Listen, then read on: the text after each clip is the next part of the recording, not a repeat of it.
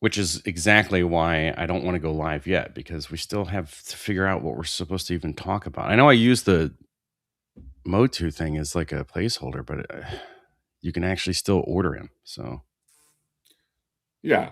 Well, I was the one that was against that thumbnail from the beginning anyway. I was like, John, like attacking Mattel. First of all, I don't put this out to the public, but I'm secretly hoping that like Mattel, will pick up Flipboard. So, like I don't want you I know, and taking we talk about shots. this all the time with the Flipboard thing, and like I think you're too far with Flipboard. In one aspect, like you've already got all this stuff created, but like they're not going to pick something up that is like stealing their art style. No. Well, see, I think that's where you're fucking wrong, dude. Okay. I think you're a fucking piece of shit and a racist. Oh my god, the truth is out. All right. Anyway, John, how are you doing, buddy? We haven't done a live stream since the old Comic Con. before Comic Con, yeah, I got so sick when I got as you know, you're taking me to the airport, and I'm like, can we just eat? Like, we'll just eat up there No, at the John, airport let's really simulate quick. the whole thing. Let's simulate Yeah, the yeah. whole thing. This is me. All right, where's the airport? Where's the John? What terminal? What's happening? Terminal 2. All right. What am I doing? I don't know. Yes, yeah, you were very It's so scary because he Why am drives I like this. driving? Yes, you were getting sick. You had the comic crud, the Comic Con Yeah. crud. Even as you were going to that last day, your energy was like completely off. Yeah, I was like, you said, "Do you want to eat now?" And I was like, "Well, let's just eat when we get up there. I'll be a little bit more hungry, and then we don't Right, have to worry right. about getting up there with traffic or whatever." And we get up there, and I'm like, "I'm just gonna go in the airport." Yeah, and then you were just, man, it was, you were so sick you couldn't even do a live stream. You were just No, it like, was no, I'm rough, man. It was rough. A lot of stuff coming out of my sinuses. yeah. Still, even Well, still. I mean, it's cleared up like visually, but still like multiple times this morning I'm just like, fuck, man. Like I feel normal. Everything's back where it should be, yeah, but I'm still just like, what is coming out of my head? yeah. It doesn't go away. But also it's like this year was like not only how packed it was, Yeah. because even like preview night, remember how packed preview night was, dude? It Way was just worse like than last it was year. like we got wall to wall, and then the heat. It was just unfathomable heat, even though Yeah. Why was it so hot this I year? don't know. I mean, San is it Diego. because it was so hot outside? Well, yeah, but but it was like a weird type of heat. Like San Diego, downtown San Diego, if you don't know, it's like it's on the beach. Like it's on the coast. It's like a coastal downtown. But like there I didn't was know that. yeah, I mean the beach is real close. We But there never was went no. outside, so I don't. Well, John, you step outside and look to your left. That big ocean. Yeah. Oh shit! You can see them. That's what I was seeing from the window. John never looked left. Yeah. Um, but yeah, so that was part of it. It was just so hot everywhere you went. It was just so fucking hot, and it was just like, Oh yeah. yeah, I got sunburnt on preview Oh day. man, John God, the got it, walk from the car to the convention center got me sunburnt. dude. John's face. He had like the next day. You were like Patrick Bateman, where you had to pull off. Remember, like just you had to pull his face off.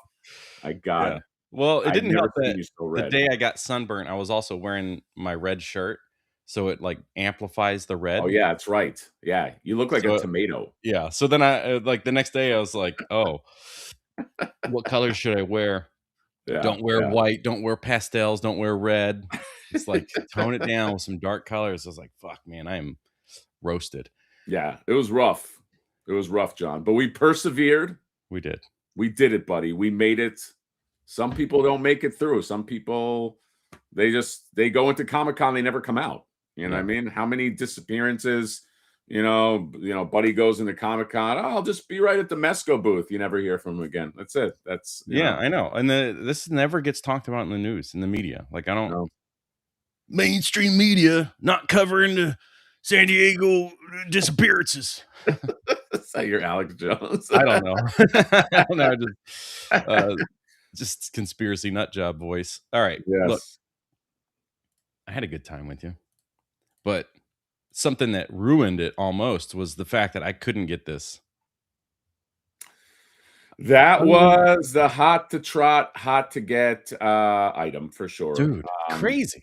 Yeah. I mean, out of all the exclusives that we are into, like our community, I feel like aside from the Jada Toys Invincible, this thing had to be the convention's like hardest to get item. I would say Mesco had some hard to get shit, but that's also because it was probably very limited. This one they probably made a good deal of, and it was still fucking hard to get. Yeah. There was an online sale simultaneous Instantly gone. with this, yes, which just went like that. Did anybody in the chat? Hello, chat, by the way. Hi, chat. We don't want to ignore our lovely chat people. No, we remember you guys are here. Yes. But yeah, this one was I would say out of all of the stuff at Comic-Con, this probably, if we had to give a number one, is probably like the hottest item, the hot or the equivalent to the amount of people that want it. Not like we only made 100 of them. Like probably the hottest item, I would say. Huh? I would say this is probably the number one. Yeah. Hard to get. For a company is to this scale, it's crazy that it was so hard. Like, this isn't baby numbers. But yeah, the online was an instant failure every time. Forget it. I mean, I guess it's kind of partially my fault for not utilizing those ticket things or whatever where you're supposed to let me tell you something about that. I did not do that at all this year. Dude, I put all of my ticket. So if people don't know, when you get a ticket to STCC, like or whatever, like a badge, they give you a certain amount of slots that you can put into. Like, I'm trying to get stuff at Mattel, or I'm trying to get stuff at Funko or whatever. So, and they give you a lot. They give you like a lot of these slots. I put all of them into Mattel. I was like, this was the guy I was trying to get. I put all of them in. Nothing. I didn't get one pick. But my buddy Marcos did. And hence, that's the only reason I had this skeleton. So well, Marcos is also why I got Professor X. Marcos got you the Professor X. But he did. Reese said he wanted it, even though it was for me. So then Marcos was like, "Wait, what? You said you wanted it." Oh yeah. Well, I guess we all fooled Marcos. Fuck we you, all Marcos. Fooled he deserves it. Yeah. Hey, I just wanted to obviously this little cutout's here, but I just want to say that I appreciate this knee design over what Hasbro does for a company that's comparable. Yeah. This is a much better choice. Obviously the Invincible, oh my God, I know you reviewed it, I reviewed it, wherever he's at. That's the best. They do that the best. Yeah, they even call it out. They're like, "Oh, check out our knees." Look at those cool layers. Yeah, this was fun. They had it on display. It was in 4 different setups in one little box. Yeah, but I mean, I'll probably never find it here. Now we're just kind of scrolling through, but I do want to call out the fact that what's her face? Evelyn was a shockingly good and accurate face. Yeah, she looked good. She looked good up close. She looked good. That's why you got to see stuff up close. Sometimes you see pics, but maybe they also changed it since the Celine Dion. Yeah, how do you spell her name? Evil. Oh, there we go. Wait, maybe she's not on Creations yet. She's not. Oh, anyway. I'm remembering all the mommy Evelyn figures they did now. Looking at those, like Bat Evelyn, and then mommy Evelyn down there. Yeah. This is the Death by Snoo Snoo. Yeah. She'll kill ya. Yeah, she looks good. But Then yeah, we the got the live action Evelyn, the online renders, everything they were showing off was all like duty. We kind of made fun of it, I think, even in a live stream. yeah, But then seeing what they actually manufactured, or at least for the show, that thing was probably the most accurate face out of all of them. yeah, it was really good. Really good. Really good. They had a whole booth, a part of the booth with all their Chronicle stuff, and I was digging all of it. They had Panther. Okay. They had I did a bunch of booth reviews, and yeah, that one was fun, man. I'm wondering how long Chronicles goes, like just in general, because they have Yeah. already set up an order in which the shit doesn't have to be in the movie to be a Yes. Chronicles figure. Like their Well, they first kind of figure started was, with that, didn't they? yeah, Scareglow was the first figure, Yeah, that's one what I of the said. best ones. So, I'm interested. And then you got this boy right here, John. Yeah, and the nice thing about this boy right here is that it's also sold out. This one, okay. Did they give any warning that this one was popping up? Because I just saw an ad for like Entertainment Earth, and Entertainment Earth was like exclusive, and I was like, "The fuck is this?" And then I was just like, "Oh fuck!" And I got it. And Yeah, then the it obviously wasn't an Entertainment Earth exclusive because BBTS got it too. yeah, so So somebody had stated, it was either Toy Arc or Toy News had said like, "Oh, and it's back, but it's back, with our partners." And then they shared the link to this, and I was like, "Oh, well, okay, great article that for the thing that I can't get." Um, but then I did see this morning that it is, and it says exclusive on here. yeah. But yes, it is, available. I shared the Oh, link to Entertainment Earth if you wanna get it. It's I don't know, I don't understand this. So, anything after the 5th, it says it down here, anything after August 5th will be fulfilled January 2027. So, that's what is happening here. okay. It's another batch, I guess, Yeah, that they're so making. I don't know why that's not happening with Big Bad, but whatever. Right. Oh, But this is that's a new thing. Have they always done that, John? Like, waitlist, join the waitlist in Big Bad? um, I don't yeah, I remember don't know. them ever I having don't that. I rarely use them, as we talked about yesterday with, like, DC stuff, like in art, Right, me their too. prices are just, like, ludicrous at this point. I know. Watch out if you're buying in art. Oh, Go yeah. to the places that John and I know. You know what I mean? Yeah, Like, this is a $72 figure. I look, I have even called it out because, what, this guy here, I think he's like 125 directly through InArt or something like that. right? If you are not part of the pre-order, like once it's in stock, it's that price, and if you pre-order, it was cheaper. Um, the the method I think they're doing is the like, well, let's show people what we can do. Release this thing at $72, and then from there we'll start slowly raising our prices as people kind of get pulled in and locked in. And it Yeah. seems it's working, obviously. Yeah, the Batman who laughs. You know what I mean, John? Um, yeah. Yeah, these are pricey boys and girls. Hmm. Um, but for in art. But yeah, yeah, I guess people are saying the wait list is new. You can get yourself you join the wait list for Skeletor, or just do what John says, go to Entertainment Earth if you want that. Who knows how long? But look at what it comes with, John. If you're not sold, it's a little kitty boy, little adorable kitty boy kitty. Yes. You know? Highlight of the thing, like throw the figure away, keep cat. Um, so this is this is a great, like, really like an Easter egg. I don't remember. Did he ever have a? Was there ever a cat in the scene? I don't think so. Because now I'm like, yeah, I can't remember when Yeah, he's was there a Panther like, appearance in the movie? Yeah, if anything, is like I'm just trying to remember, did he ever pet a cat at all? But I don't think so. I think this is unique to this figure, If which you is very didn't, fun. then that's a major fail because you could just put a cat anywhere. You put it in the background. You could, this is soft goods, by the way, or at least the suit is right, and Yeah, yeah, everything, yeah, and the pants maybe too. Or yeah, yeah. I think I forgot who it was. Somebody took the Skeletor head and they put it on a suit body, like a sculpted suit body.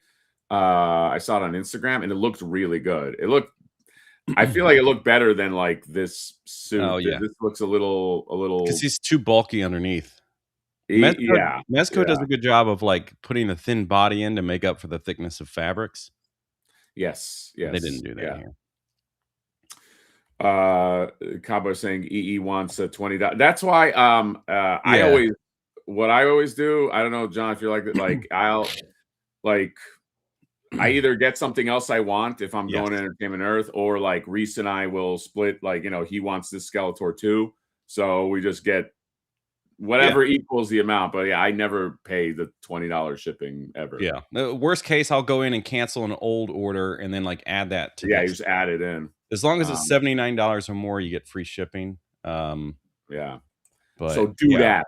that is their biggest issue is, like, anything that's reasonably priced, you're kinda like, "Ugh, god, now I have to buy more stuff." Yeah, But exactly. at least they don't hold it all. They'll ship it individually. So, like, I went on there and bought, basically 80% of the Street Fighter stuff from Storm Arena, and since half of them are pre-orders, they just ship them out whenever.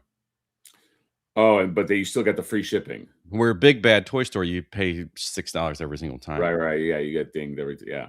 That is true. Let's say hi to just some of the people in the chat right here. VPG saying that he missed all the Jada stuff online. Yeah, that was another one. We'll talk about that in a second. That Tone guy, the page from Hasbro's Playbook. Let's just blast through some of these. Pickle D is here. Turtle Layer is here. Kill Fur. Durant. Casper's here. Hi Esther. Oh, Esther's here.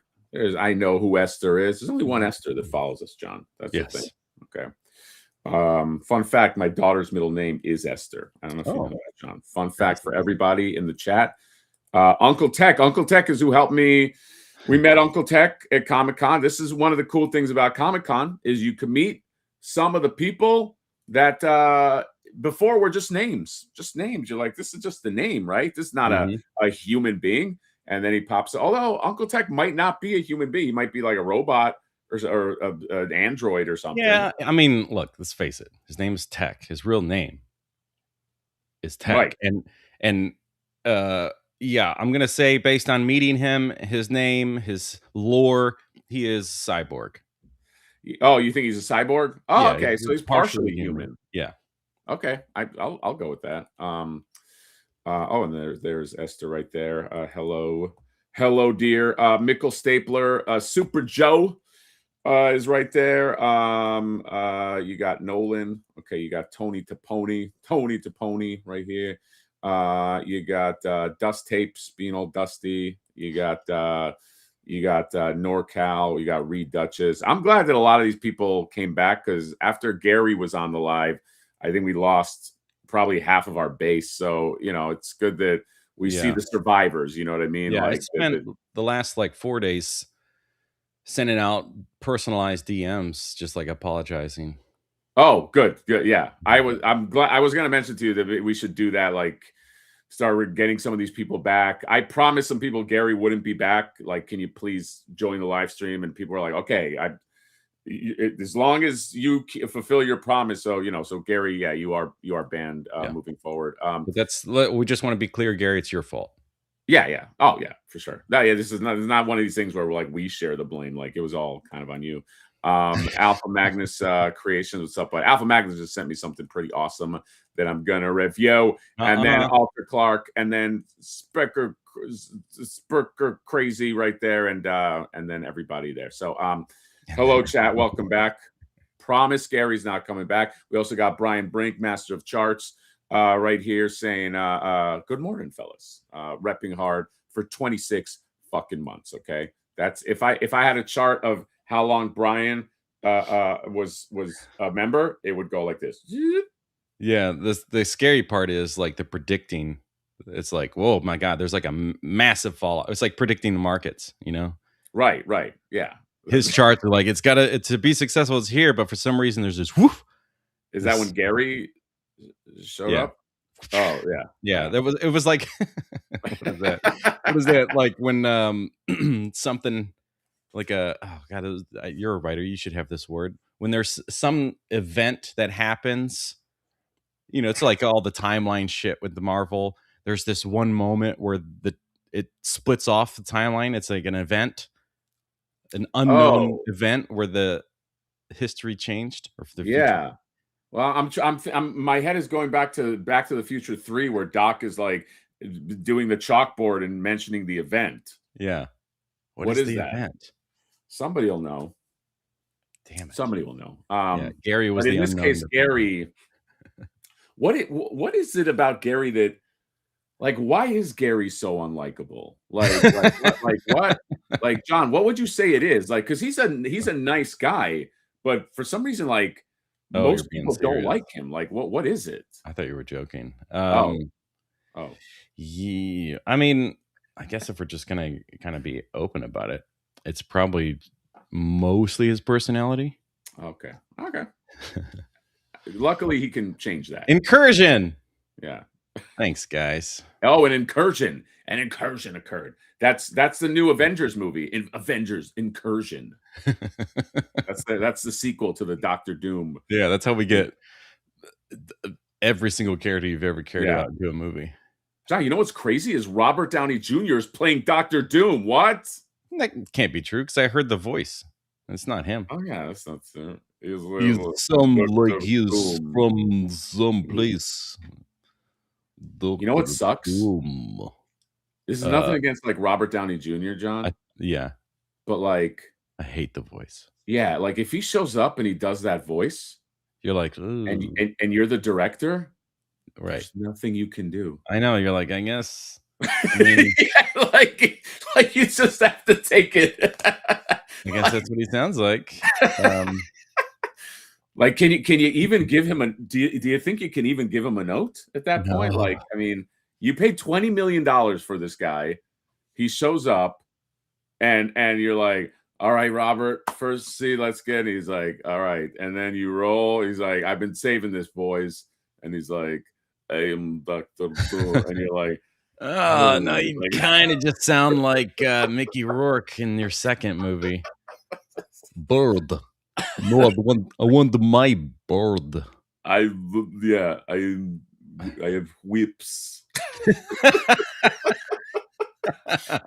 I could have been a better character that didn't get thrown away, but I want the bird, my bird. You can't do shit. You can't do shit, John. You just have to. You just have to sit there. You sit there with your hand. It's like they paid him so much to be able to do whatever he wants, and I don't think there's even a moment where they're like, "Hey, we're getting a lot of like shit for this, and so we're gonna just have you do like ADR for like with a different voice." And he's like, "No, yeah." It's like, no, I don't think we're gonna be doing that. That's it. You just. He has that. There's something that I love about just the balls to just be like, nah, I'm not gonna. No, I won't do that. And you're just like, oh, okay, you know what I mean? Because that's just who it is. $5 super chat from Alter Clark. I love it when Florence Pugh talks like that. LOLs. It's hot. Well, it's Florence different. Pugh, I'll let her have that one. Yeah. Plus, you know, I mean, it's Florence Pugh. I mean, there's just a big difference between their voices too, though. Like hers works. It's like it's not as in your face, I think, because he's also so slow and trying to be menacing, and it's like, yeah, it's. Yeah, so who said Nosferatu? It reminded me a little of like, Yeah, it sounds like oh, toy collectors here. It sounds like, yeah, Eggers Nosferatu. It's that slow. Yeah, it's just that, like, he's a That's really why the great actor. runtime is so long. Huh? That's why the runtime of the movie is so long. Oh, It just just because it's he's drawn just out. this is the director's like, "Hey, come on. Maybe we cut this down and yeah, yeah, there's just nothing you can do with a big actor like that. Like that's one of those movie situations where the actor is so big and getting paid so much, he just takes over. Yeah, I can't even imagine you can adjust them. You know what I mean? That's unfortunate, man. What voice would you give Doom? I mean, I agree that it should be a European voice. You know what I mean? But like that just sounds like anytime an American does a Russian accent, it's always like that. That's like the hack accent. It's always like, yes, It's Latverian. yes, it's you Americans with your how do you say hot Yeah, dog yeah. and hamburger? They always do that. And there, you always have to like one of the selling lines of being like, "Oh, this is his second language." Is when they go, "How do you say?" Oh And yeah, yeah, yeah, yeah. That's they right. say How the do you thing. say? This is American. How do you say the end of the road? You know, yeah. It's always that accent. Yeah. I would. My father was Arabic. He had a very Arabic accent. So maybe that would be new. But maybe my father he talked like this. He's so maybe I do an accent like this, you know. But this is weird because it's not is a Middle Eastern accent, you know. Yeah, yeah, Like yeah. I would go, I would. That's kind of how he talked. Like I would pivot into something I know. I wouldn't take a role where I had to be Eastern European. I don't know how to do Eastern European, So you know. I had a role. I do this quick scripts thing here at the local university. It's just like an open theater experience for anybody to participate in as a writer, director, or actor. And they're just 10-minute plays. You still get the script. You only get like 2 hours to rehearse Oh yeah, you're telling me about and that. then you Yeah, yeah. perform it. So there's like 4 of these plays, 10 minutes each. The audience comes in. It's always a good time. But they're mostly comedies because you can write a 10-minute comedy that is absurd that you couldn't do like a 2-hour production of. Yeah. And one was I had to be this.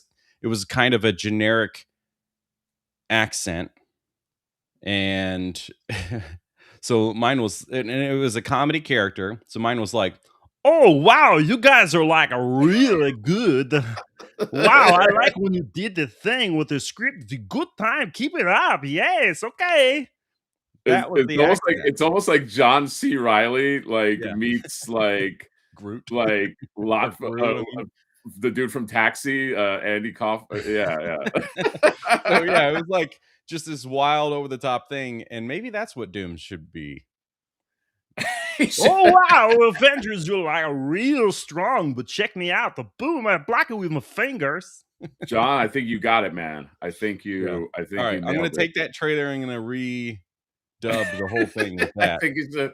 I think you should. Hey, come on, man. You telling me that people didn't laugh the first time they heard the Bane voice? They probably laughed, you know what I mean? But Yeah, after a while, you know, like it just kind yeah. of stuck in your head. You know, I it's am just Doom. Wow. wow, it got such fancy gear and gimmicks. How does sounds like Iron Cheek? Funny enough, he loved the Iron Cheek because we would watch wrestling together. My dad loved the Iron Cheek because you know we were all evil back then. He was just the evil guy. That I love how black and white wrestling was back then, John. Like in the 70s, 80s, it's just like, all right, what's your gimmick? I you know, like I am the Iron Sheik. Okay, so you're the bad guy because you're from Iran. Okay, good. You know what I mean? And then Oh. you know, like you're the Nikolai Volkov, you're from Russia. Okay, so you're the bad guy. But that would be it. Like you're just by just because you're there, you're Yeah, from there. yeah. Like Russians really got a raw deal back then. It's just like I am Russian. Okay, you're evil. Oh, okay, but I love America and here to, I love this. No, you're the evil guy. You're evil. And it's okay. You're just evil because of where you're from. That's how wrestling. Yeah. Wrestling was Luckily, that's not like that anymore. huh? Said luckily it's not like that anymore. Oh. Imagine a world where like not even Oh. for entertainment, people thought like that. Yeah, exactly. That's yeah, you're from here, you're evil. What we got Attackmus right here. I think I've heard of this guy, Luigi Primo. Um if it's who I'm thinking of, hold on. Wait, I gotta look him up on my phone because if I do it on my computer, it's fucking everything's gonna crash. Luigi Primo. Is it? Oh no, okay. I saw this guy. So this dude, if anybody saw my wait, is this the guy that I'm thinking of? Yeah, he's a newer wrestler. The guy I that took went out to a the healthcare CEO. no. I went no, not him. I went to an Insane Clown Posse show a few months ago with Reese, and they had a little wrestling thing. They had a wrestling thing beforehand. And Luigi Primo was one of the wrestlers. Basically, what he does, he comes out, looks like whatever stereotype Italian thing you have in your head with the mustache, and he spins a pizza, like he Oh my spins God. pizza dough, and he hits the other wrestler with the pizza. Dude, he was so over, dude. Everybody was like, Louis, dude, people fucking love this guy. I said in the video, I was like, McMahon or whoever's running WWE, you got to pick that guy up. He's like a harken back to old school wrestling where it's just like you're whatever stereotype. You're whatever stereotype you are, that's you, And we're allowed to do that with Italian still, so let's go. Yeah, you can still do that with Italian. Italian is like one of those like yeah, it's still safe. Toka that Razor, by the way, okay, who is Italian too? I don't know. Toka that Razor, are you Italian? I'm trying to think of a transition, but he is that's him throwing out memberships like pizza toppings. It's just like John, is this I like it. I That's can't good. get canceled for this, right? No, you Italians are fine. Oh, Italians are fine. He's putting the memberships like pizza toppings. Thank you, buddy. Keeping the lifeblood going. God knows I needed it. This one, let me see the ones that made me sad. So this one makes me a little sad right here that my buddy Joe wasn't a member. Let's keep him outed while I look for somebody else. Is there anyone else that should have been a member that was not? John, what if I saw you here? Then I'd get really sad. No, I think everybody else makes sense. But yeah, Joey, you and I will have to talk later. Yeah, thank you for that Toker, that Razor. It's the best dude. It should be, yeah. It's awesome. Like, and seeing him just like in person, dude, that crowd, he had that crowd in his hand. They were like, because he was like throwing pizza on the guy. The guy was like, oh, I can't see. And then he like hit him in the nuts. It was fucking great. Oh man, that's awesome. Yes. That is awesome. I love a good pie to the face, and I don't mean clown style. Over that. Whoa. Over it. Oh, that was a little weird. Thomas Goes and says, I'm Italian. I'm offended.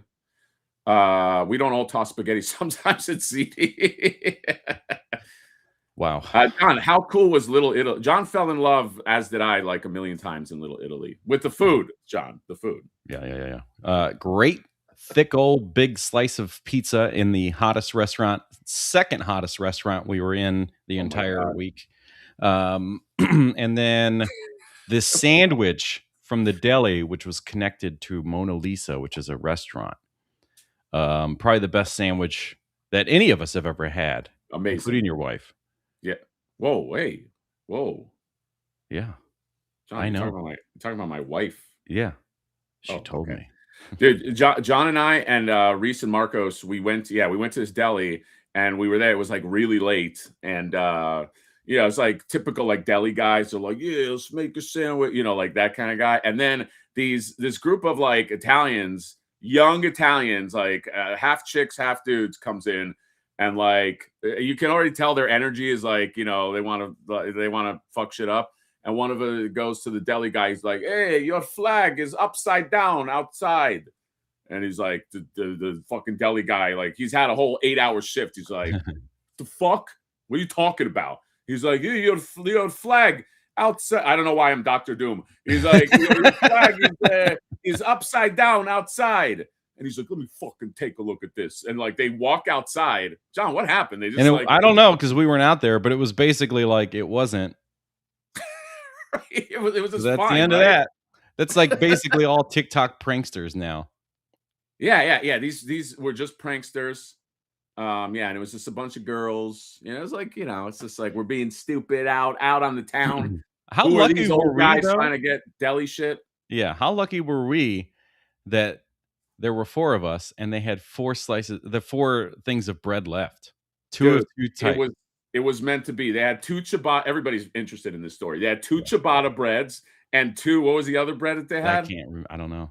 Oh They my called it God. torpedo. It was what? They called it torpedo. Yeah, a torpedo.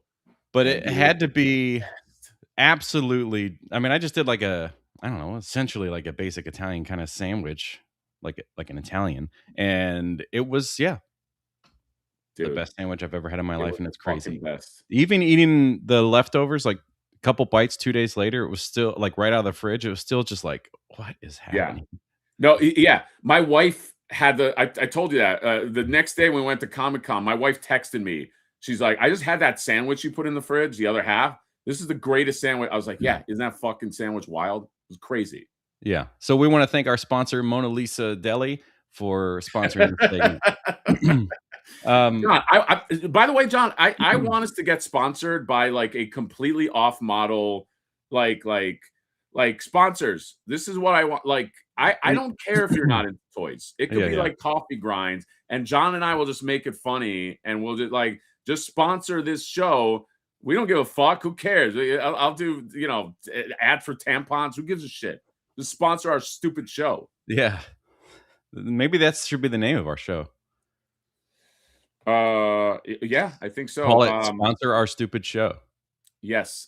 Shell Shock Shell does want us to move on from this conversation. So, John, let's move on. The next thing we did is we went to Tacos El Gordo. So let's move on from Italian food to tacos. I did say that the pizza place was the second hottest, and it left people wondering what was the hottest. Okay. Yeah, exactly. So 20 minutes on this. Let's go. What'd you like about the tacos? Well, I didn't eat there this time because I had previously eaten prior to going, but we got lucky that there was seating upstairs, but we really shouldn't have done that, because even sitting down, it was just the hottest place that you could possibly be in San Diego. Yes. Yeah. So Tacos El Gordo, if you don't know, is San Diego staple. Okay. If you want, and it's a chain, by the way, but like lines around the block sometime. We got lucky. We got right in. But if you're in San Diego and you're like, I want an authentic, honey, where can we get authentic Mexican tacos? You go over there. And but there's a tactic that they clearly have, is they boil you as you sit down there, because I just think they just don't want you sitting in there for as long as you have to. Like they just want you to eat your shit. Hot outside, you're tired, you've been walking around. They don't. I mean, I guess this is the case, but at the same point, everybody that works there has to suffer now. Yep. That over those grills, that they are hotter than we are sitting up there. Oh man. And that's all day long. Yeah, it's fucking it's rough, but the tacos are fucking great. I will say, like, for the convention itself, the food that they had, which was all overpriced, and it was 90% NAN's pretzels.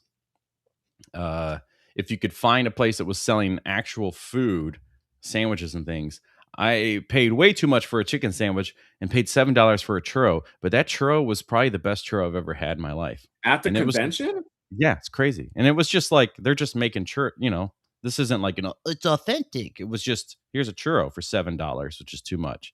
Maybe because it was $7, but it was so good. Wow, $7 churro. Holy shit. What's in a churro that can? Oh my god, that is a wild markup. We got right here. Member, he's been a member for 27 months. Ramen Toy. Is this the first stream after S? Yes, welcome, Ace. Ace, we saw Ace there. Ace was in some highfalutin fancy hotel with fucking a butler and everything. That was pretty cool. And no, I'm joking, but it was a pretty nice. Ace's hotel was pretty damn nice though. Yeah. Yeah. It was like right. It was right next to Comic-Con. We got to meet him, and then my new Warcraft buddy, soon to be Warcraft buddy Darren. Okay, because Darren was all about like Warcraft, and Ace is like, I don't know what the fuck you're talking. We were literally walking down the street, and like me and Darren are just talking Warcraft. They're like, oh, remember in this instance, you have to beat the guard, but you can only do it with the axe of righteousness. And Ace is like, what the fuck are these nerds talking about? You know what I mean? Like, the crazy thing is Darren still plays like a lot, and you haven't played for a while, right? Yeah, he's like right in it. You know what I mean? He may have pulled you back, dude. I after that conversation, I was kind of interested. Dude, we got some of that sweet attack. Peter, you got to come to Miami's the only place for churros. John, I didn't even get to read the chat. You're already attacking him. I mean, I'm not saying that it's the best churro that exists out there. It's just the best one that I've had. I know, but I like how pithy and right to the point this comment is. John doesn't know from churros. That's all he said. Yeah. Thanks, Peter. I don't know what from churros. You don't know shit. He's saying you don't know, John. You know what, dude? You don't know shit about shit. Okay. Probably not. That's all I'm saying. Okay. You got to eat more meat, John. Maybe that's why you got so sick. Maybe your tummy is like a little boy tummy, and it needs more. I don't really understand this. I need to eat more meat. Like everything we've talked about was meat. Enough, huh? Everything we've talked about was meat, except for the churro. So I don't understand. No meat in the churro. Dude, remember that fucking dessert place that like stupid fucking Reese, man? Like, dude, there was this dessert place in Comic-Con. They had like banana pudding. They had like these really cool looking cookies, this and that. And like I was all I don't chat. Do you ever do this? It's like your friends cock block you from like eating good shit, and like stupid Reese is looking at it. He's like, it's overpriced, and he walks off. And so I don't want to be the only asshole that's like fat eating a fucking cookie. So I'm like, I guess I'm not going to. They had like I don't know what exactly it was, if it was brownie or like a cookie brownie thing or something. It was like this huge square. It was probably like this god, big. It looked fucking great, dude. Dude, I wanted one so bad. Yeah. But I didn't want to wait in line. But Reese is like, he just downplayed the whole thing. So it's like, I'm going to be the only asshole that eats a cookie. He's like, no, that's too expensive. And he's just like, it wasn't even that expensive, Reese. It was like $5. Yeah. Well, you know, $5 for a cookie. No. And then he fucking walks off. What is Ramen Toy saying? After you guys left the hotel, one of the hotel staff had a seizure, and we had to help call 9. Oh shit, that's fucked up. Hope they're okay. Probably a heat, John. Yeah, probably. Yeah, but I don't know. STCC was John. So this is your second STCC. Any thoughts this versus the other, or like it was better the first time, or anything like that? It was better the first time. Oh, it was less hot the first time, and it wasn't as crowded on some of the days the first time. Yeah. But the second time was, now I'm seeing people that I've met already, which is nice. The conversations can shift a little bit. More natural, I think, because I hate the one thing about meeting new people is just like that introduction conversation you have to do. Like, it is a little different at Comic-Con. It's not like you go to some event like for work and you're meeting new people and, so what do you do? Well, I'm in analytics and I handle all the. It's like, no, all that's gone. But it's just nice to have those, to see new people that you haven't met in real life, like Quip. Right. And Quip is, is it the right thing to say that he is a brick house? Oh, Quip is a giant, dude. Dude, he's so, and he's like, he's not fat, as you guys see from the stream. So when I say big, I mean he's a big guy, but he's also tall on top of that. So he's just like this brooding, like. But then you Yeah, have like the nicest, kindest person inside of this thing that could yeah. just like juggernaut through the. It's crazy. Oh yeah, he could kill all of us very very easily. But yeah, he's like just a nice guy. We had a sort of like we went to a bar with it was Quip and then Gash Money Records, as he likes to be called. Okay, he's insisting. By the way, I told him, hey, because I'm willing that Wave 2 gets made. Okay, I'm already putting it out there. He said when Wave 2 gets made, I want to be credited, because we are going to credit all the artists because we're not fucking assholes. He's like, I want to be credited as Gash Money Records. I was like, okay, are you sure? That's his thing. That's Brandon Gash's thing. He actually, I think he wants like Mondo to credit him like that too. Mm-hmm. I think it's a little strange, but I'm not going to tell him. When we had dinner, when all of us plus Quip and Gash had dinner together at that little place in Little Italy, he was like really opening up about the fact that he's upset because he's really been pushing for that, and he's trying to get it part of his agreements, or contracts or whatever. Gash Money Records, and he interrupts people. I mean, he didn't say it like that, but that's the way I understood it, was that if somebody's like, hey, Brandon Gash, and he's like, Gash Money Records, man, what are you doing?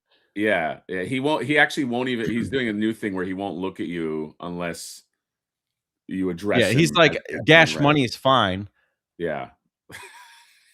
He's gonna get so mad. People are gonna think you're being real.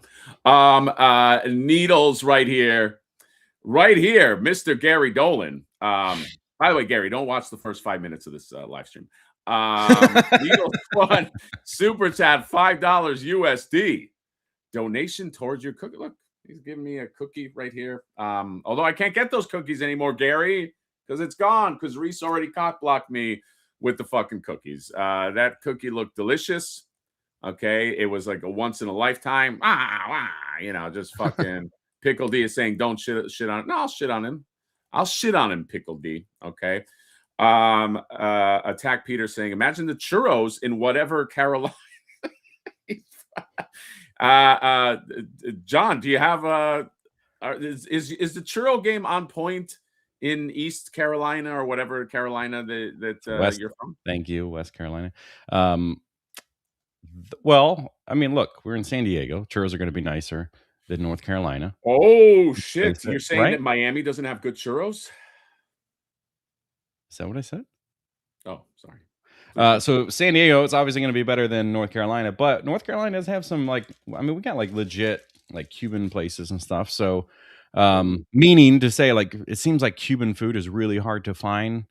Mexican food can be very easy to find. Authentic is obviously a little harder, but we got, we have like a pretty wide range of stuff. Obviously, it's not Miami, but San Diego's, obviously better. Yeah, Miami. I mean, let's face it, Miami's overrated. And what makes a good churro?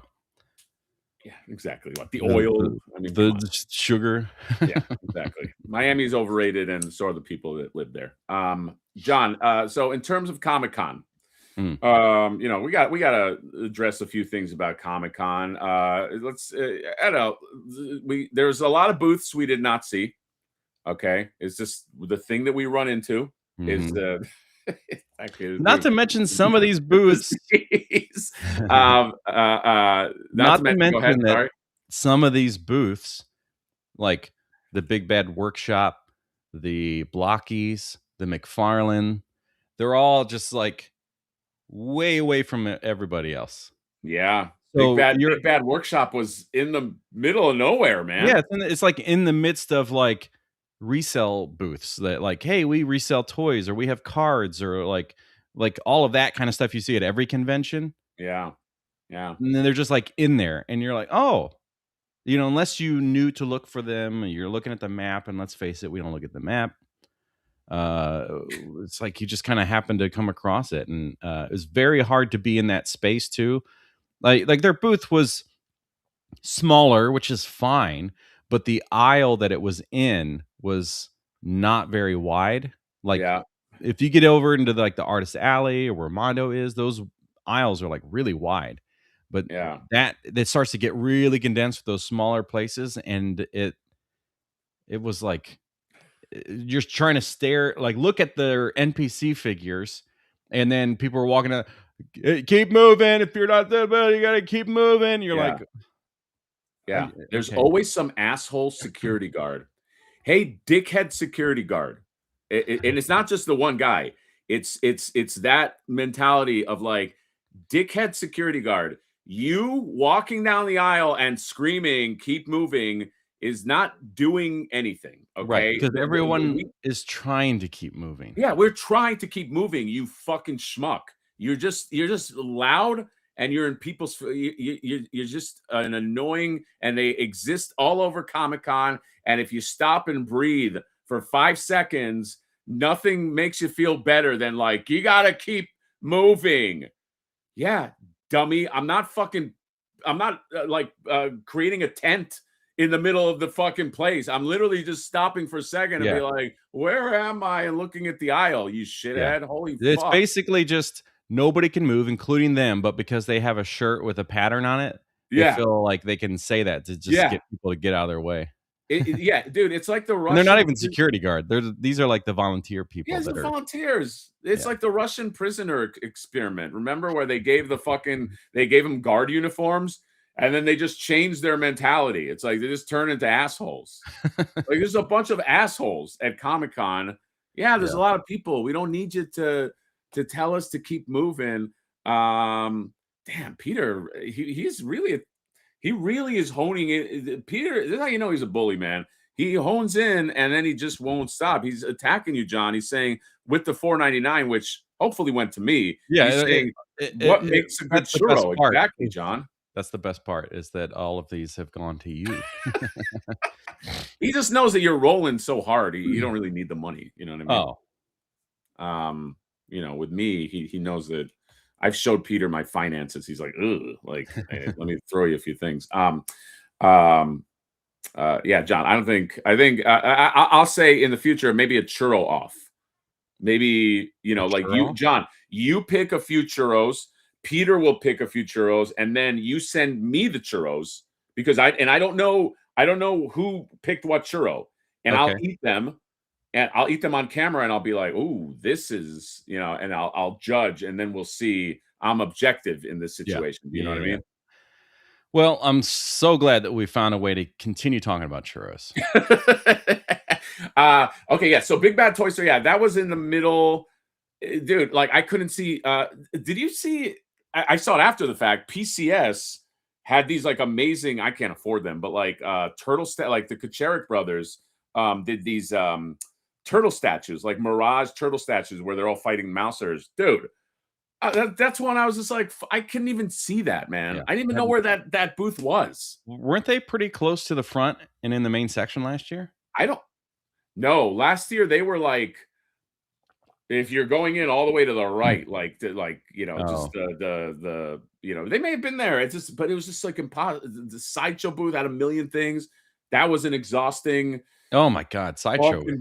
We didn't even talk about everything in that video, and there was a lot to talk about in that dude. Video. Yeah, that sideshow video that John and I did, it was like we covered maybe 70% of the shit. There was still like a bunch of like Star Wars stuff, and like, yeah, man, there was a ton of stuff. There was some really fun reveals. We went over like a bunch of. John, would you say?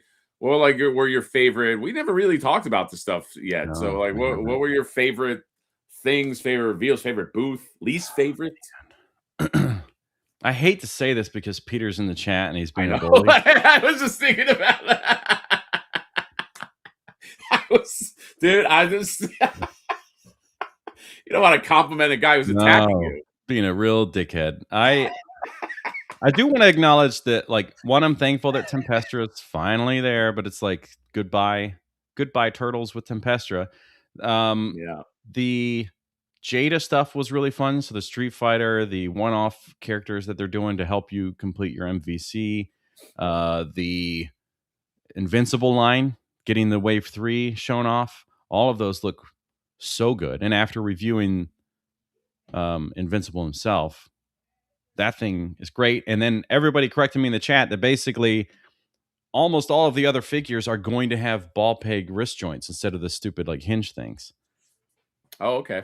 So that's an improvement. So they're just getting better and better. Like that, when you take the Ryu that they released first, their first action figure, and then you compare it to this Invincible, it's like these are two totally different companies. It's crazy. You mean this Ryu? Yes, headless. But as far as like best reveals, aside from the Jubilee statue, which I don't even know if that's new. Oh man, I think it is new. That and the Cyclops was really cool, but the Mondo stuff, obviously, seeing all the turtles, Shredder, the Ecto 1 is a master. That thing was 3D printed and painted is crazy, and it looks that good. It's so nice. When the production thing comes out, it's going to be unbelievable. Yeah, I swear we're not just saying it because Peter's here, but that really was that really was the belle of the ball. Was that Ecto 1. Also, people are talking about how good looking I didn't think it was that good looking, but the pizza guy was that introduced. I was like, oh yeah. I thought that was a little. I was like, slow down, slow down. I mean, I'm just like you guys. I'm just like normal people. Kind of became like a sex symbol. Yeah, that's weird. How it's almost like you got to pop. Like it was a weird. It's weird that became the most famous thing about Comic-Con was the pizza guy. $1.99. You get a little kiss there, John. I get a little kiss, a little smoochy, a little Peter, a little Peter kiss. I like that. Yeah. That definitely was. I mean, you know, I finally. Oh my God! I just got my Donatello, my Mondo Donatello. So I'm going to review that. Yeah. So mine's sitting on the table along with Deadpool. Oh, that's right, John. Yeah, got a nice little. Before we get to that, I do want to say that one of the things I was the most excited about seeing in person was that Jean Grey. The Jean Grey, which has new articulation stuff with her waist. That makes me really like Jean Grey. It's so nice. And the thing that I think I told Peter and Alex was that like in the original series, Jean was super boring to me. What? This looks like original series Jean, but it's not boring. What? Boring? Yeah, I didn't really care for her. I love all of the X-Men in 97, by the way. Everybody's awesome. Cyclops is a badass. Like they're all great. They really allowed everybody to have their moments. But that figure is just so well executed that it's like in art stuff where like you get to the certain point where something becomes such a piece of art that you're like, okay, now I do want it. Even if it's a character that I was less interested in. It's so well executed. Me likey. Yeah. Very, very nice. But the Deadpool Cerebro, remember she had a little Cerebro helmet? Yeah. And then the little Magneto one. That's gotta be sucky, John. You're like an actor and you're the X-Men movies, and everybody gets to do physical stuff, and all you can do is just this. Just this. That's all you can do. You can't. It's like you got to take a shit and you can't take it. You know what I mean? Well, I was thinking about that with the Invisible Woman in the new Fantastic Four movie. At the very end, the big, fight against Galactus, and she's just there going. I know, John. You have the only Deadpool in the wild. Yes. Everybody, rob John, which is what I wanted to get into. It was 10 minutes maybe before the whole convention closes down. The whole thing's shutting down. See you next year, folks. And I get a call from this guy, and he's like, "You guys gotta get over here to the booth before they push us all out or whatever." And I run over. I sprinted. I was sweating by the time I got there. Yeah, I was sweating. I was like, "What is it, Peter?" And then handed me the Deadpool in box, still mint in box. One of two paint app or paint. Yeah. What are they called? Paint Masters. Yeah. So it's incredible for anybody who hasn't seen the Deadpool from Mondo. I think we talked about it in a live stream. The accessories are so fun. They've executed it so well, especially for an animated to kind of can we force this figure to exist? All the little details like the domino, but it's really well done. And I don't want to open it now because it's in that the display Wolverine case style. is the way it's displayed is really, really nice. Yeah. It's really, really nice. And I got something too, but I'll never tell until I do a review. That was that was a fun that was just a fucking fun time. I don't know what John, and Peter sent a loot box. How does the loot box work? Huh? I can't even highlight it. What? Look at the thing. It says right under the truth feed. He says, shout out Hatter and John, appreciate it. Not thank you, buddy. Tech Peter says sent loot box 1,000 jewels.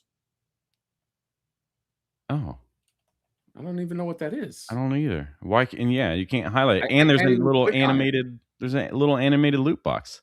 Is that like a virus? What does 1,000 jewels do, and why did he send it to you? I don't know. I want 1,000 jewels. Super chat 5 USD. I don't know if you want to keep or sell. I don't know if I want to keep or sell my Hasbro Ecto 1 after seeing Mondo's. Oh yeah. See you later, Hasbro. Yeah, Alter Clock. Well, Alter Clock, thank you for the $5. Alpha Magnet, we did not run into Ryan Reynolds, okay? So, but the Mondo Deadpool, I think, is good enough that John has. Although I found out after the fact he was there. Here's how much I would care if I knew he was there. If who was there? If I knew Ryan Reynolds was there. This is how much. This is me caring about celebrity face. But yeah, he was there. Wow. I thought you weren't really like big on seeing celebrities in person. Oh, oh, sorry. My acting was too good. What do you say? I don't know what I did there. The loot box. It just told me I could. I like how Peter is like doing all his comments like staccato like this. No idea what it is. Might be advice sent to John. Sell the Hasbro. Let's be. Matt, Peter's on one today. Holy shit. It must be like. Let's also face the fact that you probably have to sell that Hasbro to afford the Mondo one. I know. Yeah. I'll say this. I saw them both up close. I would ditch the Hasbro. Yeah. Oh, well, here's the thing. If you don't want to ditch the Hasbro, you make it into the Ghostbusters 2 version. And then it's a little different, it's like it'll it's like the reality is, are you wanting the cartoon or movie, or if you want both? Like the one doesn't really replace the other one. Yeah, exactly. But that was dope. Who didn't give us anything is NECA. Let's not. So yes, we mentioned it. Gary and I had a whole thing. We talked about it. It's like TMNT is pretty much dead. Yeah. At NECA, they had kind of like a sad booth. It was just really the stuff I was interested in was one, booth, like not even like the whole booth. It was like one shelf. NECA was part of the umbrella situation, I guess. Like they had at least four brands on display as their parent company or whatever. So if you went there hoping to see this massive NECA thing, they are now a fourth of the placement, I guess you could say. Yeah. Diamond Selects toys stuff. It was it was a little sad. Oh, fucking Gary. Let's find a way to make it about me. I know. He just has to just make it. He just John, you know what I'm gonna do? I'm gonna have next time we talk to Gary, Peter will like this idea too. We're gonna have a flex counter.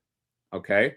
I'm going to secretly, and you as well, we have to tabulate every time Gary like does like a subtle flex or a overt flex like this one. You know what I mean? Like but we'll count it up. Yeah. And we'll see, like, just because he'll forget by the time Comic-Con next year comes, he'll forget. But every time he says something that's like a flex, we'll just kind of tabulate it. I think we can get to like 50 by the end of Comic-Con. Oh, yeah. What else would he have to talk about? Yeah, exactly. But yeah, it was a little bit, it was like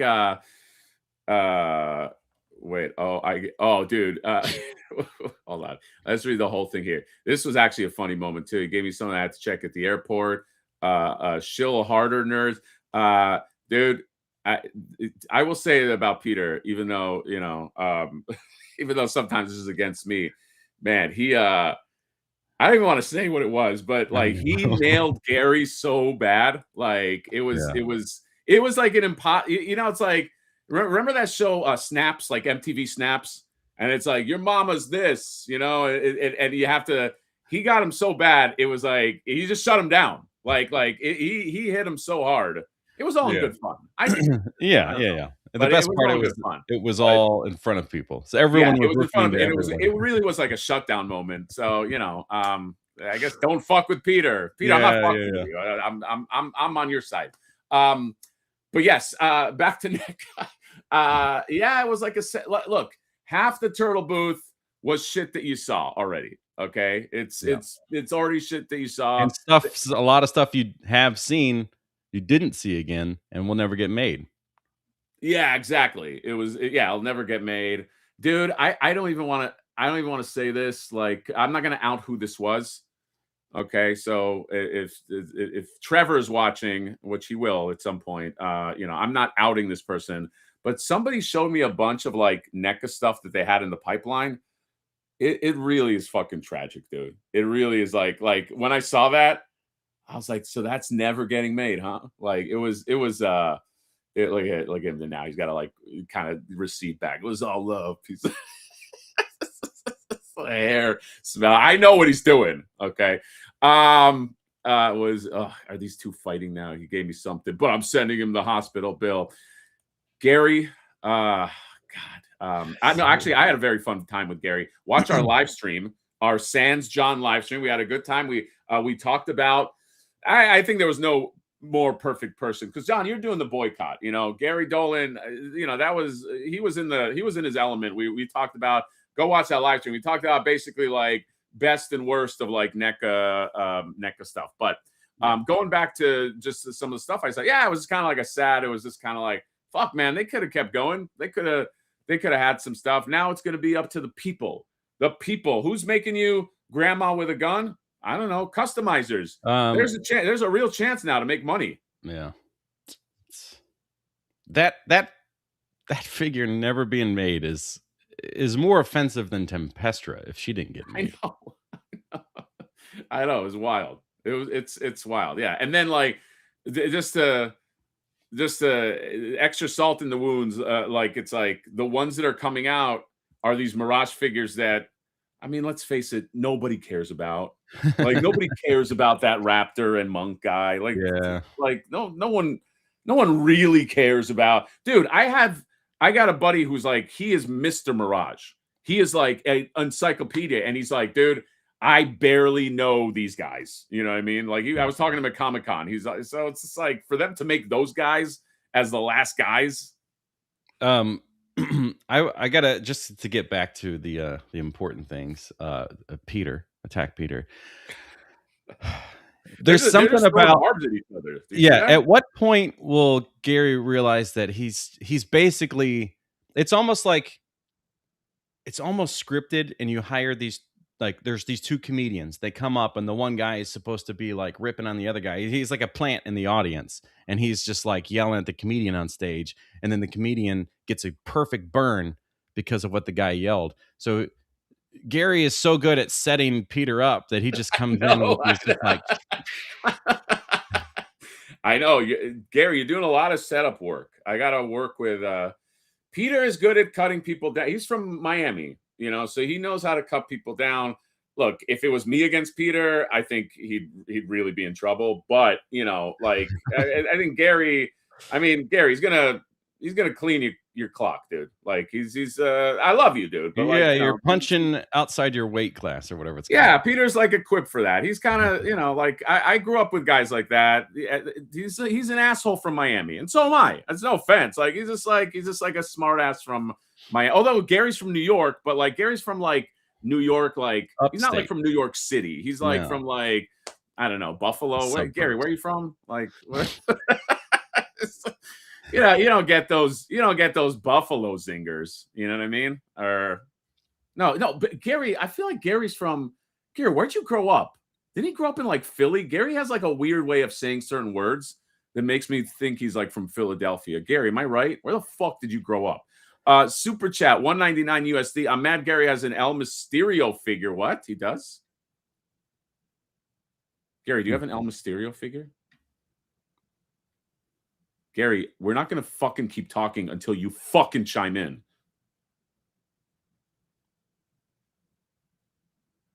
Anyway, all right, there you go. I'm from Syracuse. Does anybody know? Nobody knows where Syracuse is. Nobody can point it on a map. John, can you point? If I show you a map of New York, you know where Syracuse is? No. I love Gary. This is all love.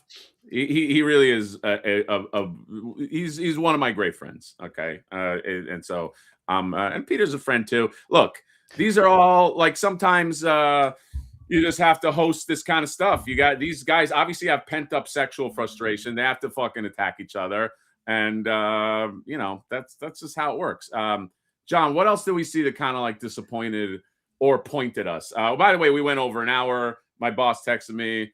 But I think I'm good for another like 10 minutes at least. I am gonna. I mean, didn't you get a new addiction with Tamagotchis? Oh yes, yes. Look, it's on my channel because I shared it. Okay. Look for a channel called Gabby Found It. I did a video with a one Gabby. Wife of Attack Peter, Attack Gabby. Gabby Attack. Yeah, she's hilarious. Dude, that household must be nuts, just taking shots at each other.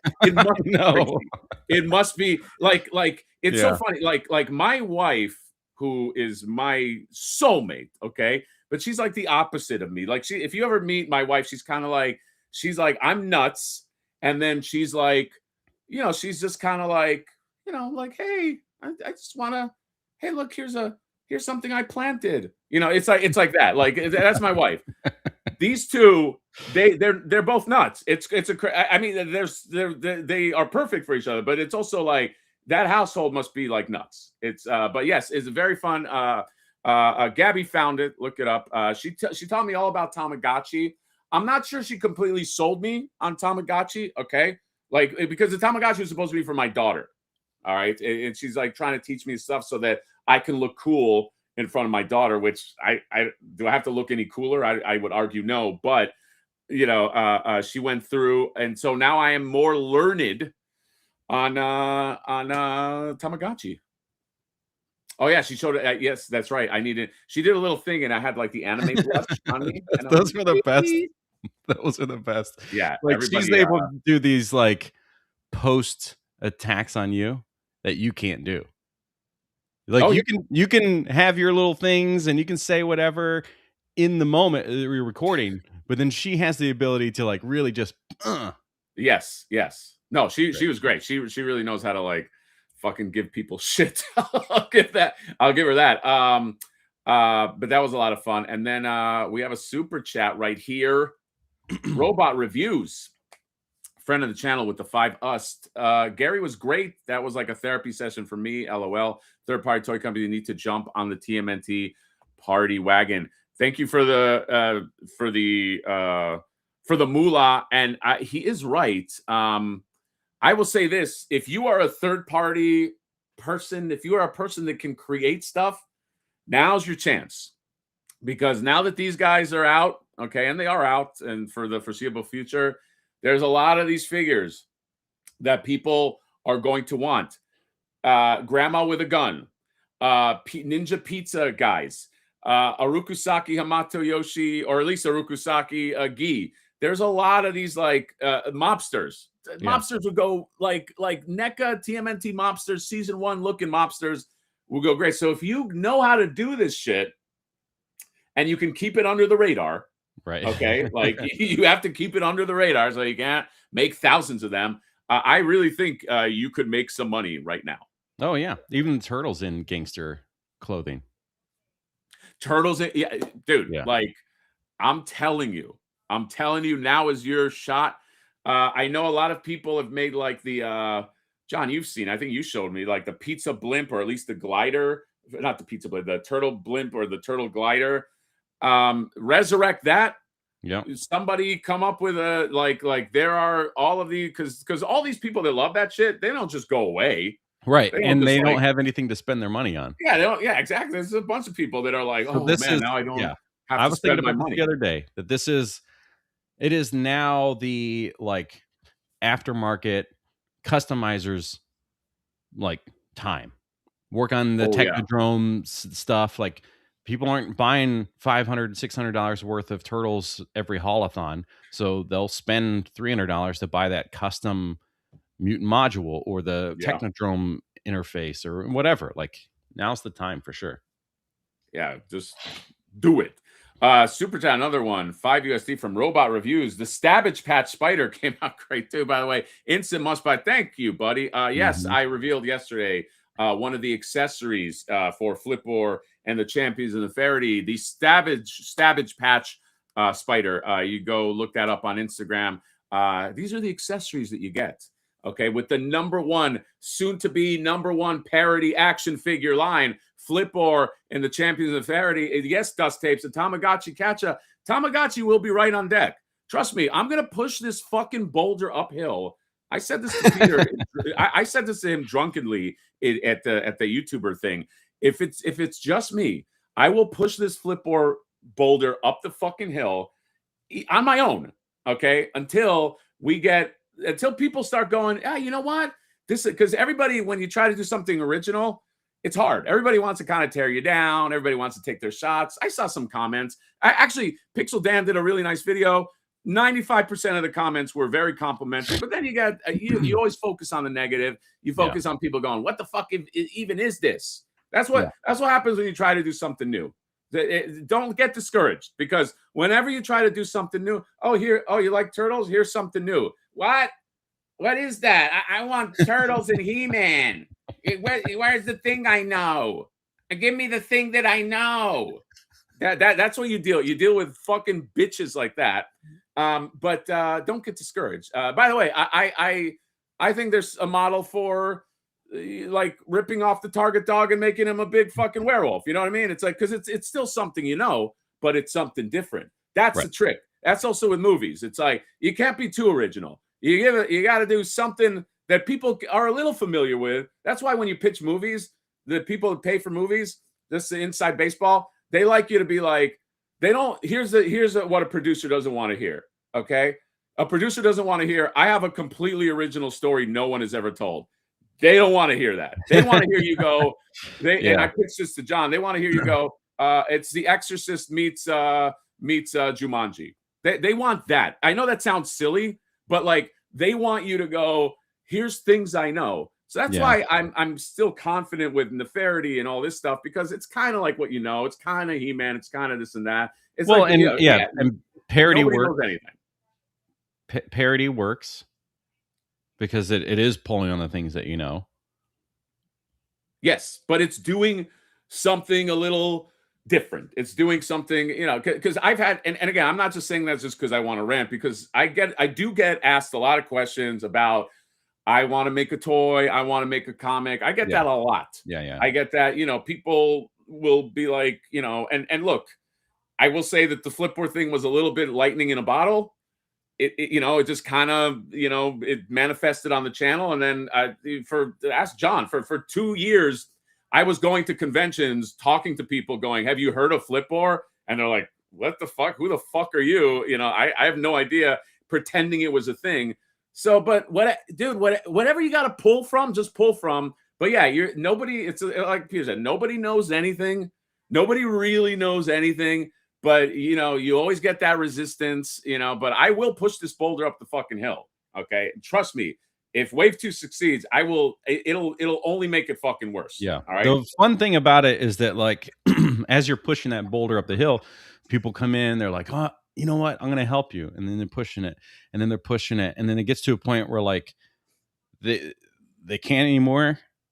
and then you're like, oh, I need to eat a sandwich real quick, and the boulder squishes those people, just murders them, and then you're like, oh, it's time to get back to work, and then you start pushing up the hill, forgetting about all the people you squish along the way. So yes, I will have to squish people along the way. That is true. Okay, that is like every successful person and every billionaire in the world. It's like, I got the boulder up here, but then you look down the hill and you see thousands of squished people along the path. Yes, you see, that's how you succeed. Yes. And I'll say this too, guys. I will talk about the spider thing in a second. I'll say as well, if there's any creatives, because we get a lot of, John and I found out that there's a lot of like creatives that follow the channel. There's a lot of people that want to do shit that follow the channel. Okay. I will say this too. There's a lot of stuff that's funded that's hack shit, like hacky, right. like just hack, so it's I'm not saying that like I'm not hack. Yeah, and we're not talking about that action figure line hacks. No, this video sponsored by Hacks Action Figures. There's a lot of unoriginal. What I'm saying is that the bar of like original stuff out there is not that like wildly crazy. You know what I mean? Either in movies or that's why, like nobody knows anything. Just if you have some kind of a passion, show it to some friends. That's the again, this is a lot of people have asked me stuff like this. I get this asked a lot because of the action figure and this and that and blah blah. But show it to some friends and get their advice. I show everything to John. Like I show, and then I kind of gauge responses. I show it to John, I show it to Reese. Make friends with people that'll be like, dude, this fucking sucks. You know what I mean? Like I showed Peter the red Suya stuff. I showed him just the comic art because I'm like, Peter's a guy that'll tell me if it kind of sucks. He'll be like, yeah, you know what I mean? Show it to people that make money from creativity. Show your shit. Or understand it and have an eye for it. The last thing you want to do, and I've hated this my whole life of like working on something, whether it was a drawing or an edit or something, a story, and then you show it to somebody and they're like, oh, that was really fun. Oh, that's really good. And you're like, yeah, but like, yeah, give me something here. That's your wife is not the litmus test for the thing that's good. Or your mom. Yeah. I used to think I was going to meet the mentors or wise counsel would teach me the ways. Honestly, outside of Hector, I met like there. Yeah, there's the only mentors or they're hiding from me. Really the only I like that we're in a place now where gatekeepers are not like, there's a lot of cracks in the gate now. It used to be that you had to go to the gatekeeper and you had to get approval or this and that. And like, dude, it's hard for everybody. I saw a thing with Guillermo del Toro. Dude, he has like, do you know that Guillermo del Toro has 20? He's like, I have 25 scripts that I can't get funding for. This is Guillermo del Toro. This is like, you would think like, oh yeah, he just does whatever he wants. So everyone, maybe not, I don't know who's the top of the heap, Chris Nolan. I don't know. Like maybe there is the guy who just never gets rejected, but like, it really is just a rejection game. It really is just like I have 10, I might have 12 scripts and stories. And like John and I will talk some story, this and that, that just will never see the light of day. But like, just, I would just say, if you're an artist or if you're whatever, but you have something good, that's your weapon. But you're still gonna have to like chip through the fucking the wall, because it's just fucking hard, dude. Yeah, it's crazy. We're in a time, thanks to the internet, where everyone has their chance, which is great because the odds are also higher. But because everyone has a chance, your odds are now lower. Yeah. But I will say this, because I used to work for a place called called Script Coyote, and I used to get $10 to read and do coverage on screenplays. That was my job. It was like a side job, and I've read hundreds, it might even be thousands of like screenplays. most of them, so the majority of them are either bad or they're good, but who cares?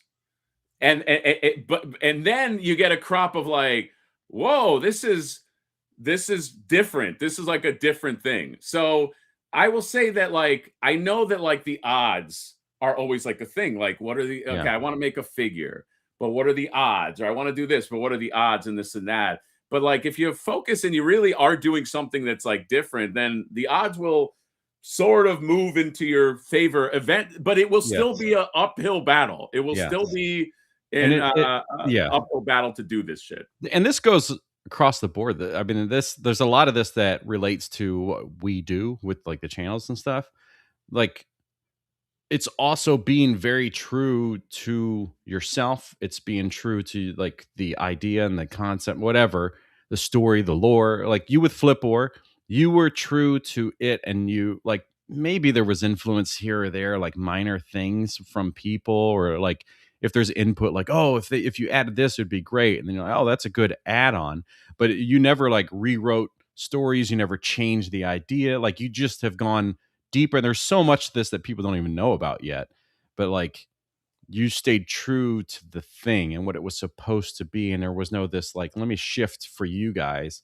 And I think about that in relation to the channel, because it's like people, every once in a while you get a comment, it's like, why do you have to show your face, stop cutting your face? There's like Reddit threads out there that have happened that are like, what do you guys think of this channel? And then it's like 50-50. People either like love it, or the other half is like, he shows his face too much or makes too many jokes or whatever. And it's like, yeah, but if I stop doing that stuff, then I'm just like every other, there's thousands of review channels where you don't see their face, there's no jokes, it's just serious. Like, why don't, like, go watch those other things, that's fine. But like, I will find success and continue enjoying what I do because I stayed true to myself, even if things are shifting. But it's also what you've done is, you're somebody, and there you go. Gabby found it saying, yeah, we are talking to the haters in the back, John. But like, even so, John's whole story is like, he had like a science channel, but your science channel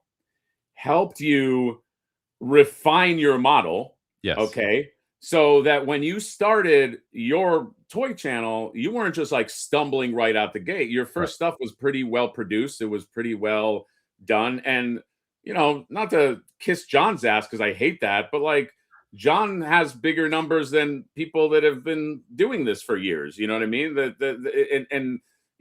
They're so it's like you eventually, if you, I don't know. I feel like if you're, it's like Shawshank Redemption. Like you have that little pickaxe, and some people get a big pickaxe, and some people are born outside of the prison. Right. You know what I mean? Like some people are like, like the guy who directed He-Man. I mean, his father owns Nike. You know what I mean? Like he has a lot of chances. Like I'm not saying you didn't do a good job, but it's like some people are just born already outside of the prison. For the rest of us, you gotta do that. So I'm just saying, like, we get hit up by a lot of creatives and a lot of people that want to, do shit. And it happens all the time. I will say so my first gig, and without getting all long-winded, was because people have asked this. So this is to everybody who was asked, because I also get people as like a writer. I was always writing. I was always been a writer. And when I was in college, somebody paid me some money to write and direct like a science fiction movie. And it did pretty well. It got into South by Southwest. I had a very good experience with that. And I thought I was made in the shade. I was like, I'm a made man. I'm in college, and I wrote and directed this. After that, I had a person represent me, and he was like, write something small. I wrote it. It took me a year. During that year, I had other people send me scripts, like, hey, you want to direct this horror movie? I was like, no. I am going to make the thing I want to make. You know what? I submitted it. He was like, this pretty much stinks. And then I have not directed anything since. I went through a 5-year moratorium where I didn't sell anything. I was broke. I got a day job, and I still have that day job. I still work a day job. I had 5 years where I was pretty much nothing. I had no money, And then I was like, I'm just gonna write something that I like. And I wrote John, I'm telling you, it was fucking stupid, this story. I wrote a script called Dracula and Van Helsing, where it was a reimagining where Dracula and Van Helsing were friends as youngsters and then became enemy. It was fucking dumb. Okay. It was basically Fox and the Hound. Yeah, it was it was exactly that. It was the Fox and the Hound. But I was just so over Hollywood. I was just like, I'm just gonna write this. That Sony bought that script. I don't care saying it here. They paid me $150,000 for that script. Okay. I saved that money. I'm just saying this. This is not to flex, by the way. This is to inspire just some people that are creatives. I just ended up saving that money. I continued my day job, even though the stupid person that was repping me was like, quit the day job and start writing. I was like, no, I'm not going to do that. And I just kept on in the day job. And I've been in the day job for 15 years almost. Okay. And I just write on the side. And that's how I make it work. Okay. Yeah. Would I love to quit my day job? It sucks. It's like a 9-to-5 job. Yes. But I'm really not going to do that. Okay. But I will say that money helped me, like put a down payment on a house. So, and I've sold other scripts. So what I'm saying is like, even at like your most desperate moments, sometimes like shit can come out of it. So I say that to like, I hope that like the people that are asking me all the questions, the creative ones, and I know we have Gum It Up makers here. Those are creatives that are, again, it's like they saw how it is. You got to push the fucking boulder up the hill. But like, you just go through these droughts of like, hey, I got something cool. Now I have no money. Hey, I got another thing. Like, unless you become like a thing that you're just every day, you're just fucking working. So I don't know. Or every year you're just working. But that's a rare, that's rarefied air, dude. There's also, I think, a lot like, okay, we just learned your history. Snooze. No, we just learned like what you did. Like people that listen to the live streams, they know like how long you've been drawing, how long you've been writing, and the classes you've taken, what you studied, and what you've written and sold stuff. And then, okay, now remember all that when you think about how Flipboard worked and how it launched. Like, not only did you just like sketch something up, and then 2 years later, from the audience constantly pushing you to like do something about it, then you started to do it. But you could do it because of many, many years of studying, practicing, writing, failing, and wanting to be a comic book writer, doing this stuff with gargoyles, and like never really being able to like oh, this is getting a little traction, then it's failing again or whatever. Right. Yeah. It's like all of that is really the reason why Flipboard is succeeding. The lore, the story, the extras, why the extras exist, like why you even thought of the extras, because the lore told you these extras need to exist, like characters or accessories or whatever. Why the staff? It wasn't just like, here's a character and he flips toys. And it's like, no, all of this has a purpose and a reason. It does this. And then you got a story, and you got a mini comic, and now you have a graphic novel in the works that is like absolutely incredible. And now is the thing where people get to go, oh my God, like the mini comic was one thing, but like this story is fucking great from start to finish. There's so much here. And it's not just you collected toys, you started a channel and you wanted to make a toy. Like the toy is really like the secondary. Yeah, thing. Exactly. The toy is a second. Yes. But people want to put that on you. Right. People want to put that, like you'll have like, you'll have like a certain toy maker, let's say, that goes on his live stream and he's like, well, why is a YouTuber making it? It's like, well, like I'm a YouTuber in your eyes because I make YouTube videos, but you don't know my history. You don't know who I am. Nobody knows. You know what I mean? So it's just like, but anyway, I just say, yes, that it's like a lot of this, a lot of doing anything artistic, whether you make a figure, is really just getting the door slammed in your face a million fucking times. It really, unless you're like one of these, like, wonderkind that the first thing you did, like, and you just, but Hawk to a girl. Yeah, exactly. Who's a fucking millionaire. But it's really just a rejection game, and then Yeah. every now and then you may get lucky. I have, of course, Brandon, of course, Gas Money Records, 150K. Sorry, wait. By the way, I don't have any of that money left. Okay, this is where all that money went. So excited, crazy, always worth the ups and downs. Life, though. Yes, it is true. And now I have $5 more from this is another way. Is I get people to feel sorry for me and then send me money. But yeah, I don't have any more of that money left. By the way, yeah, I don't know.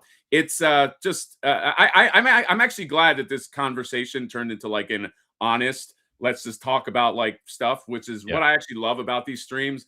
Because you can go anywhere and be like, well, the new toy is $5.99 here and it's $6.99.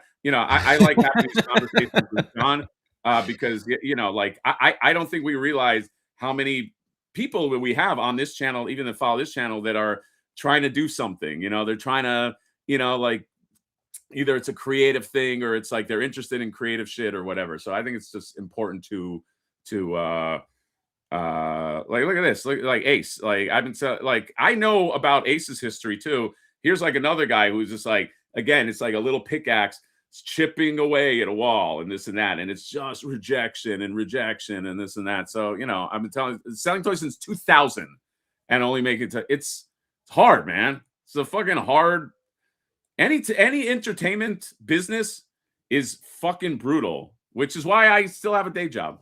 Because I'm afraid of it. Yeah. Unless I have enough money where it's just like, dude, you can coast for 5 years. I don't see myself quitting that, Yeah, or health insurance, all that stuff changes the game. Yeah, health insurance. People, I know things are not romantic. You can't write a movie called La La Land about health insurance, but health insurance is very important. I also have like a little kid, and she kind of likes eating every day, so it's like shit like that, where it's just like you just make it work and do your own.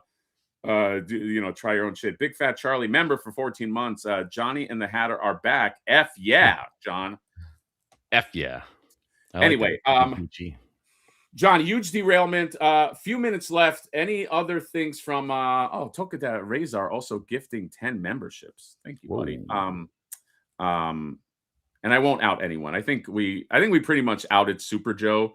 And I think we just stay on outing him. You know what I mean? Because, let's just remind everybody of that. Yeah, everybody remember that Super Joe, who is a friend, was not a member. And we got this from Attack Peter 49. Gary, now it's time for your version of an inspirational anecdote. Is this Gary's trying to? No, but Gary's anecdote would be more like a flex, like. You know what I mean? Like it wouldn't be like Gary's inspiration. Well, it'd be like that time I was trying to, we had these new shoes that we were just trying to promote, and then Tom Kenny came over, and Tom Kenny was like, "I like that," and then now we got, with Tom Kenny, he loved the shoes, so here's a photo of it. Oh my God, was that pretty good? Yes, that was very good. That was very good, John. By the way, just so people know, when I was working at JetX at Disney, I was also stealing food from the commissary. Not the commissary. There was a snack room. I was so poor, I would just take snacks from the snack room because they were all on that big shelf. And and that's what I'm saying. It's like you could even be working at a place like Disney and you got zero money. You know what I mean? So it's not. Don't believe the shit. Don't believe the things that you see out there. Everybody's fucking struggling. Okay, until they're not, and then you're Attack Peter. One other thing I want to say to wrap up, like the wrap it up. To find the success of it. Oh my God, the success of it, or to try to anyway, is that like know when you should hire the professional person to do the thing. Like if you're not good at this part, don't try to do it. Right. Get the person that can do it. Yeah. Knowing when to hand that off, and that can be anything. If we're talking about like video work, it could be just the simple thing of like editing or whatever. Like obviously you're going to lose money, especially if your channel's not making it. Like, but if that's the thing you cannot do, obviously option one is to learn the shit out of it.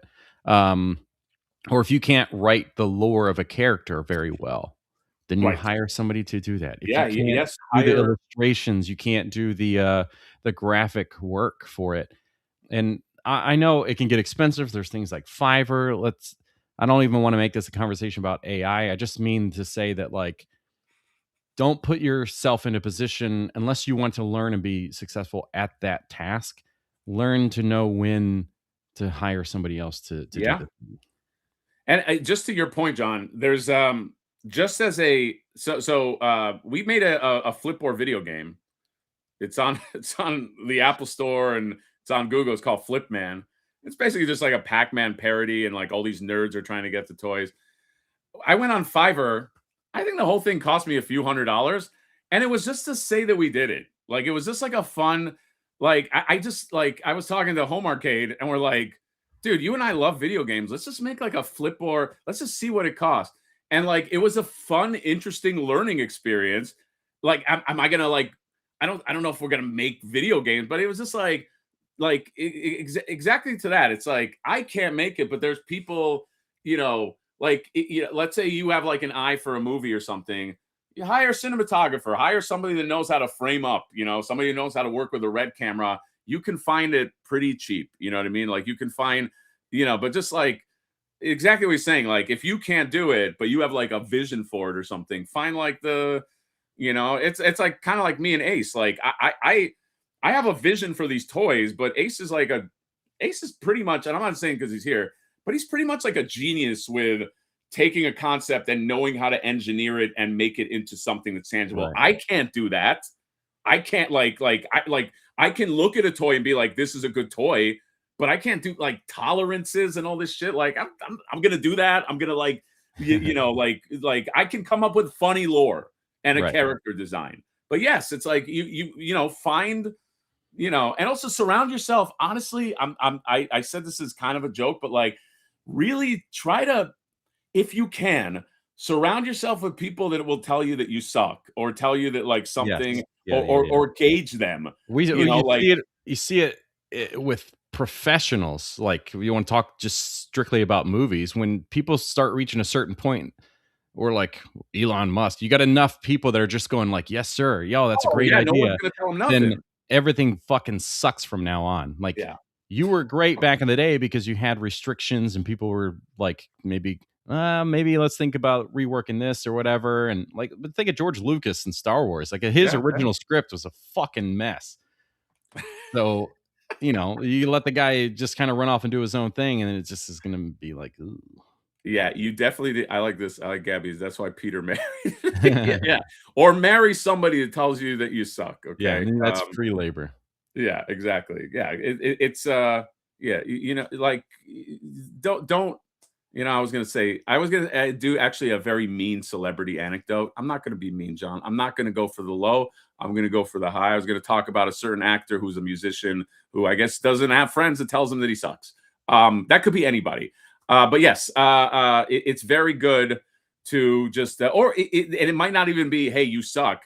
You might just show it to people and they might be like, oh, cool. Yeah. There's a way to gauge like, okay, I have a lemon, you know what I mean? And, don't push the lemon up the hill because it'll just be a lemon. Anyway, I thought this was a really fun live stream because I prefer we could honestly talk about some of this shit, which, I always love talking about the reality of all this stuff. I mean, there's been streams where even I've done it alone and like show off like, well, how much this video is made with this views or whatever. Like I like. Oh, I love that shit. Anyway, I have to piss, so we're gonna end the live stream. John, do you want to go out on something stupid? Yeah, I just did. I have to piss.